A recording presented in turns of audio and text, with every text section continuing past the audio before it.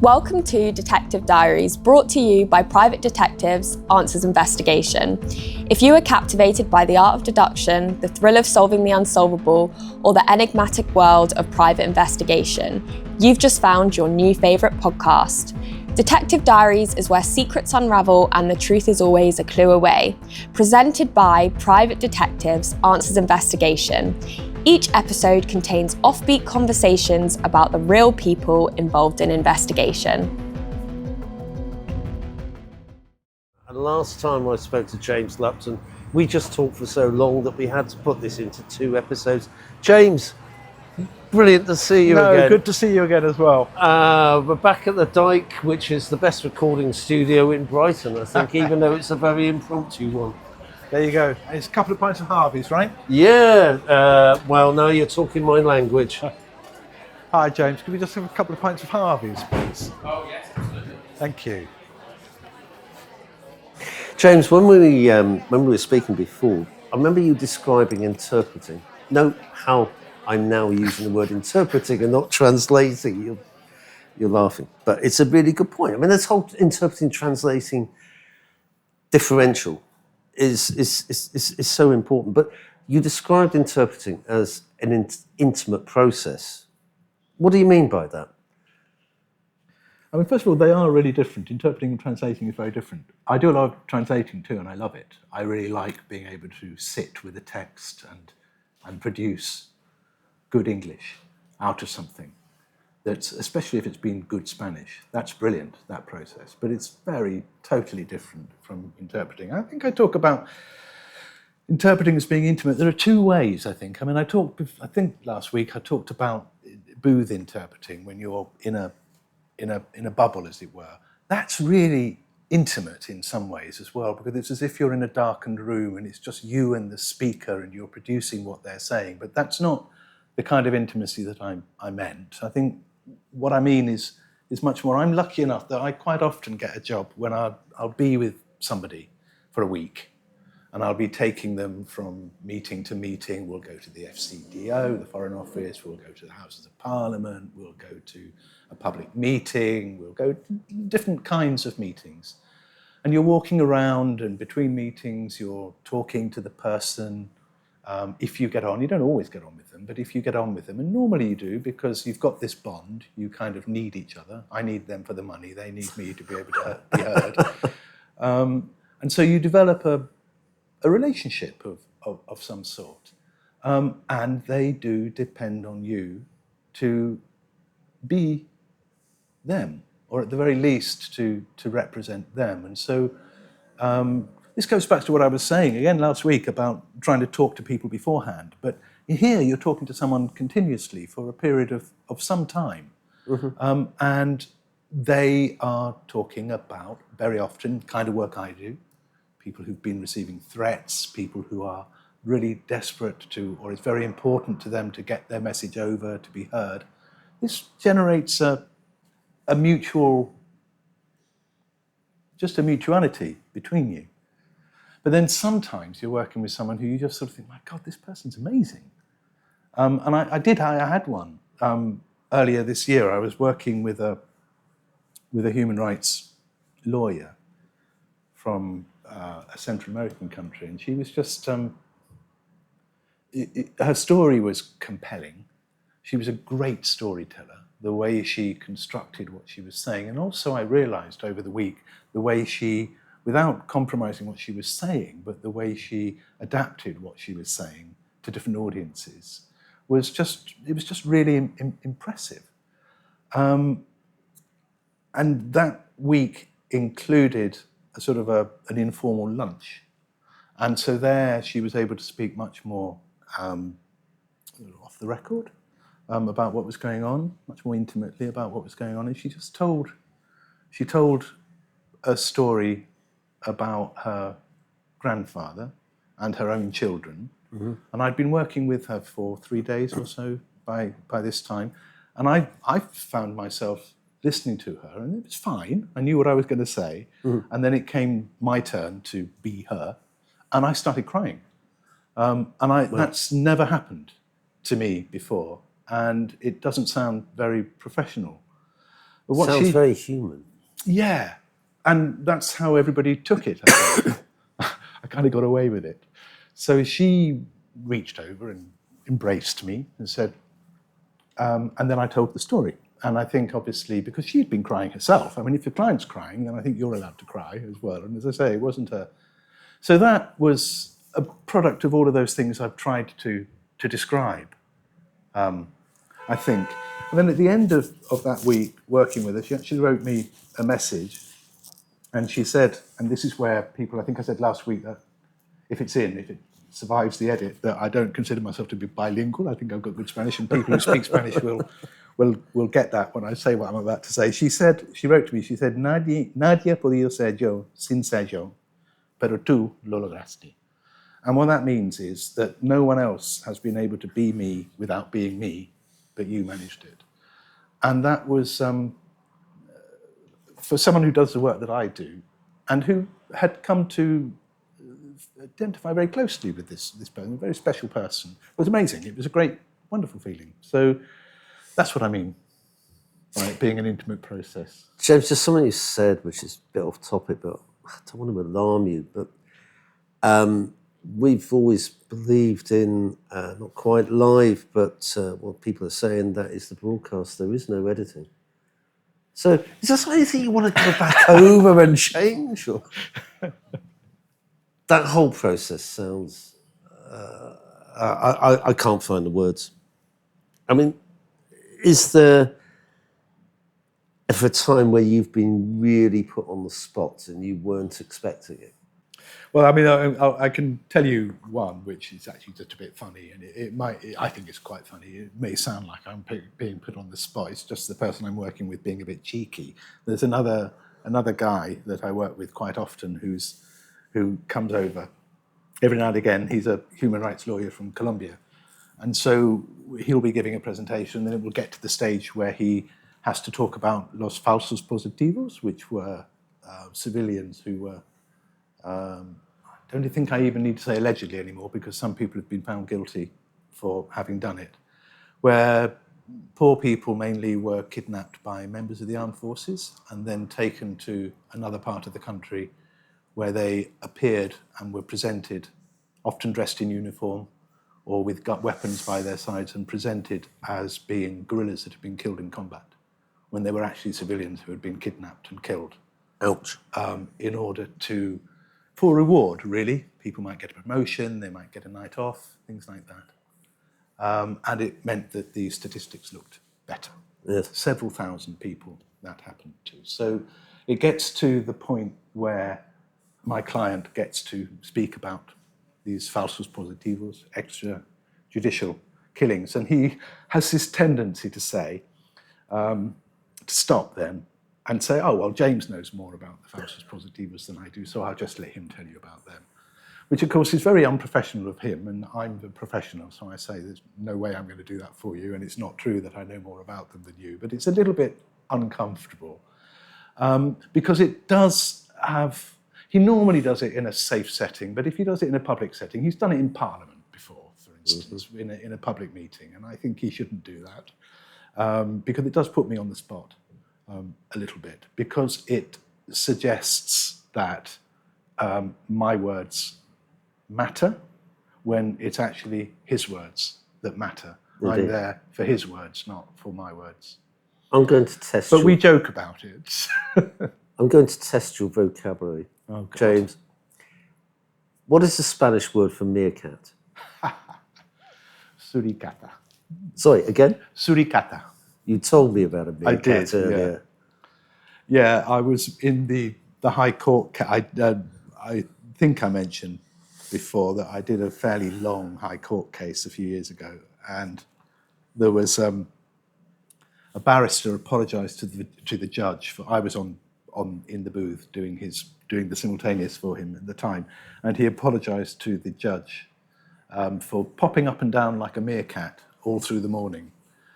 And as I was about to begin that phrase, because we do things more or less, I can talk about this a bit, it might be interesting to you, we more or less do things in real time when we're doing simultaneous.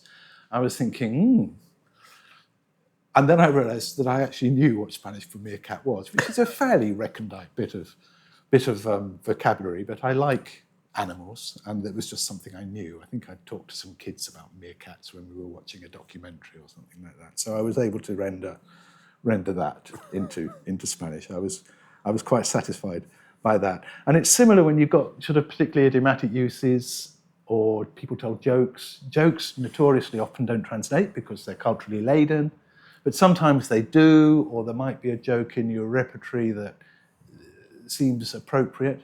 And I must say it's on rare occasions, but on some occasions it is possible in real time to find an equivalent or to find an idiom that is the same or that is appropriate, and to use it. And I can't tell you how satisfying that is. If you can't think it up, then the one golden rule about simultaneous interpreting is if you can't think of something, or either walk around it, find another set of words, or just go the mundane route.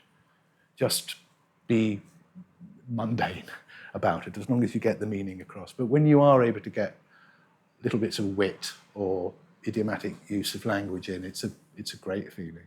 It's expressing meaning, isn't it? Yeah.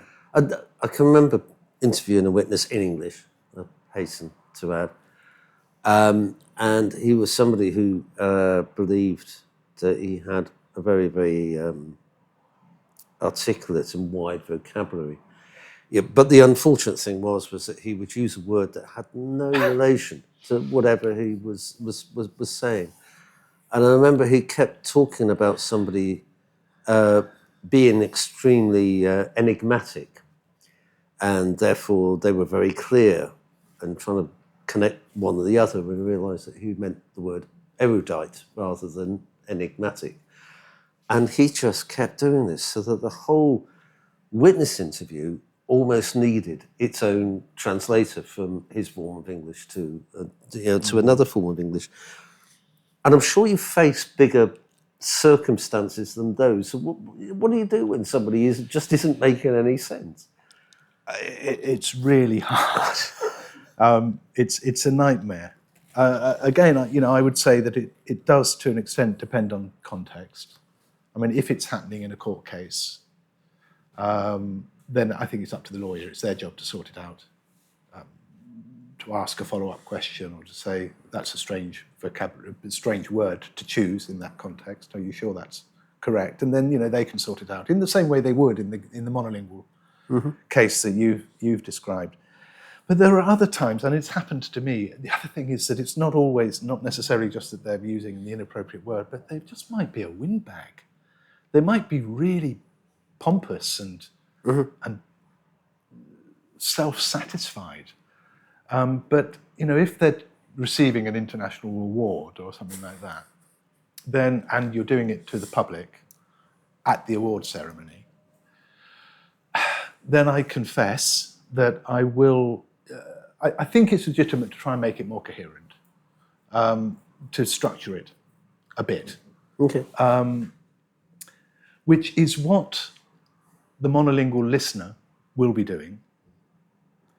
And somehow there's if you're hearing something, if you're listening to something cold that comes from a different first language, then you don't have the same clues and cultural clues that a speaker who understands the original language would have in order to sort out what this windbag is saying. So I do think in times like that, especially if their own prestige is quite important, or if the event needs to run smoothly, then I think it's legitimate to reorder it sometimes, even occasionally to find the correct word rather than the incorrect word. But it sets your tummy going a bit. It's not a very nice feeling. And sometimes you can't do anything about it. Sometimes you just have to be incoherent. And I think that's really what I should do. So I hope I'm not going to be drummed out of the business for saying what I've just said. I keep it to a minimum, but sometimes I think it's legitimate. I'm just imagining and conceiving a John Cleese or Monty Python moment with some of it. Yeah. Okay, so You really helpfully delineated the difference between translation and interpretation. What makes you a good interpreter? In fact, do you think you're a good interpreter?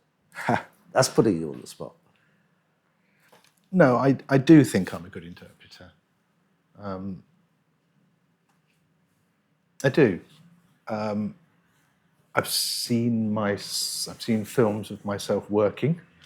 I tend to obviously pick up errors. We all make mistakes. We all make errors. I think it's inevitable.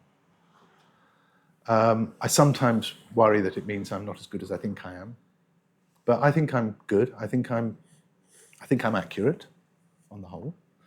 But I also do think, and I think this is what makes me a good interpreter, and this is what people who know, the bilingual people who come up to me at the end, it's what they say, that I am empathetic. I am able to inhabit the person that I'm working for, and kind of reproduce the feel of who they are. Has technology changed your work? Yes, it has a lot. I mean, the most dramatic for me has been COVID. Okay. And COVID in many ways has been good for me, because there would have been jobs in the past that I wouldn't get because they were a meeting in New York. And I'd say to them, it's okay, I'll take a price cut and I'll pay for I'll incorporate the airfare in my fee. And that sometimes worked. But with COVID, those meetings were held virtually. And so I and my colleagues were being asked to do meetings that we wouldn't have been asked to do if it had been pre-COVID. And this was over Zoom.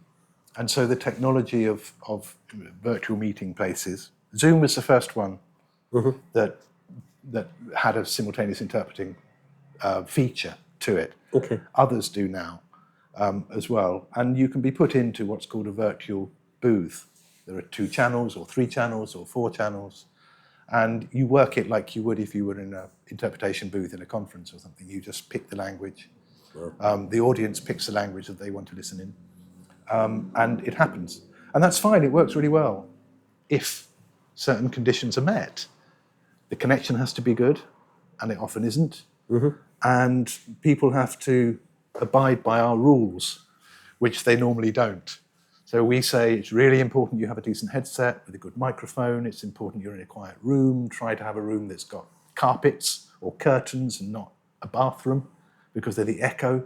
If you're living by a busy street, close the windows, things like that. And above all, because the sound quality is not as good, remember that you're being interpreted and break up what you're saying, because the contamination, we call it contamination, between what's being said and our own voices is much more marked in a Zoom call than it is in proper, in interpreting with a proper kit. And that means that even though it's marvelous and great, it can be really stressful to work on Zoom or on other platforms that are available. Well, we all learnt to use Zoom during COVID, and I think in addition to the rules that you've just stated, I mean, one of the biggest ones was, please do make sure you have your trousers on underneath the desk. Indeed. Because the dog may come in and you have to get up and fly off. So, what about AI? I mean, AI translation services. Now, to my mind, it's still in its infancy, but I may be outdated, and a nerd might correct me with that. And I'll be honest, I use them. Yeah. But I had this the other day, about a week or so ago. I needed to write a letter to somebody in Bucharest at work, company in Bucharest, who were clients of ours, and which I wrote in English. But then I wanted, although I knew the recipient spoke fluent English, having met them in Bucharest, but also wanted, out of courtesy, to put it into Romanian. So what everybody else does, went on to Google Translate or an AI service, can't remember which, translated it into Romanian, and put that in as well. But just a precaution, I mentioned earlier, I have a Romanian colleague, and I just asked her to have a look at it. I printed it out. By the time she finished, I think there were more ink marks on there correcting and changing not necessarily the vocabulary, but the context and the way that it was said, then the word type words on the page. What do you think to that? I think you've nailed it, really. I think that that's the issue. I think that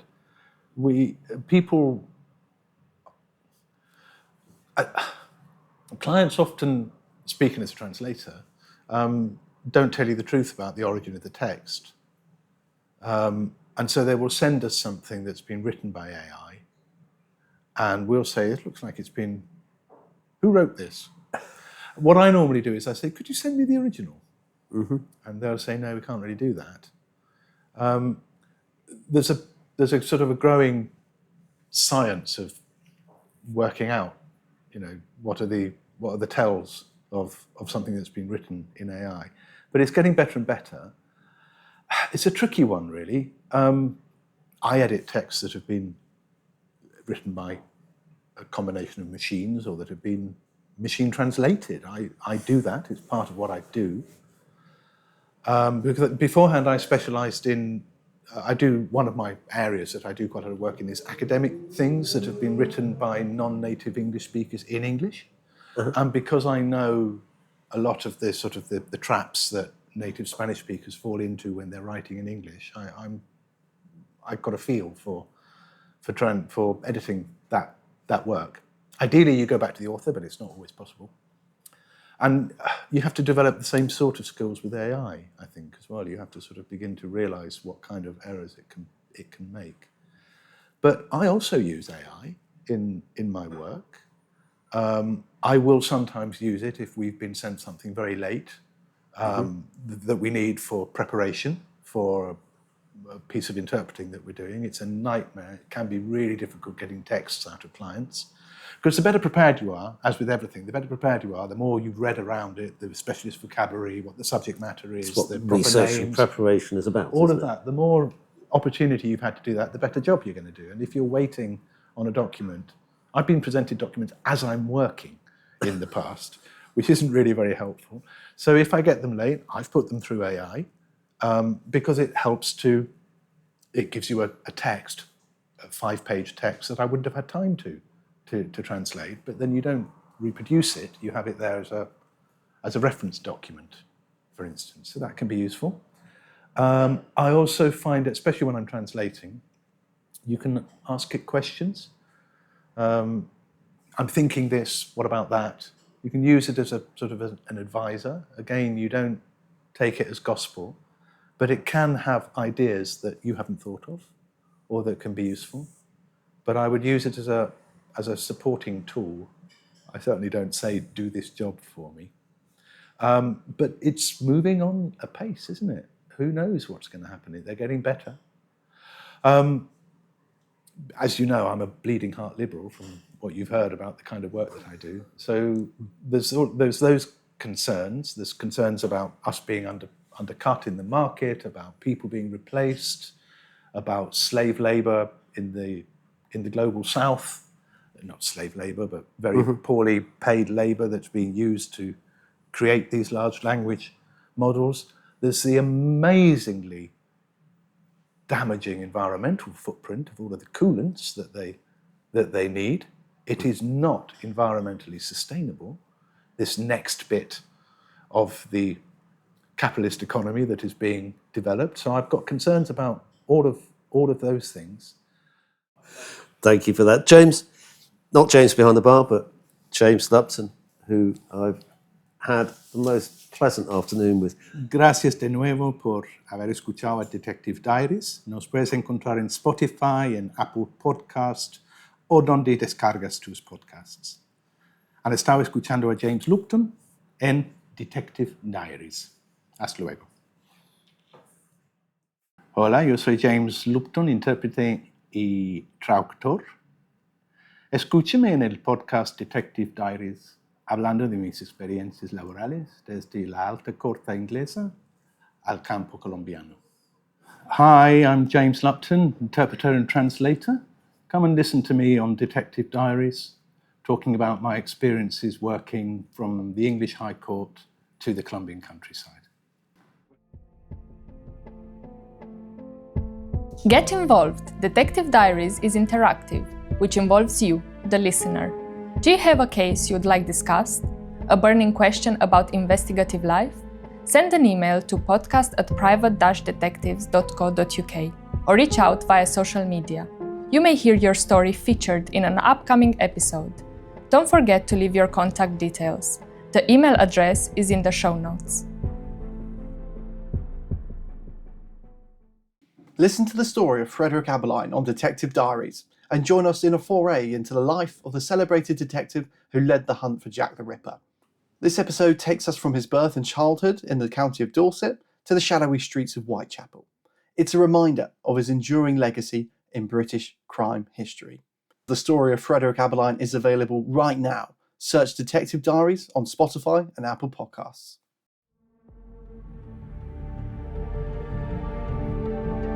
We hope you enjoyed today's podcast, brought to you by Answers Investigation and UK Fingerprint. If you've enjoyed our conversation and want to learn more about the fascinating world of investigations, be sure to check out Private Detectives Answers Investigation. Their experienced team offers a wide range of discreet and professional services, helping you find the answers you need with integrity and expertise. If you're interested in fingerprint analysis or require specialist fingerprint services, don't miss UK Fingerprint. As one of the leading fingerprint companies in the UK, they provide everything from identification to background checks, working with individuals, businesses, financial institutions, and gambling companies. To find out more, visit www.private-detectives.co.uk, that's a minus sign, and www.ukfingerprint.co.uk. These are your go-to resources for investigative solutions and fingerprint expertise. You can call their office on 020 7158 0332. Thanks once again for tuning in. Until next time, stay curious and keep seeking the truth.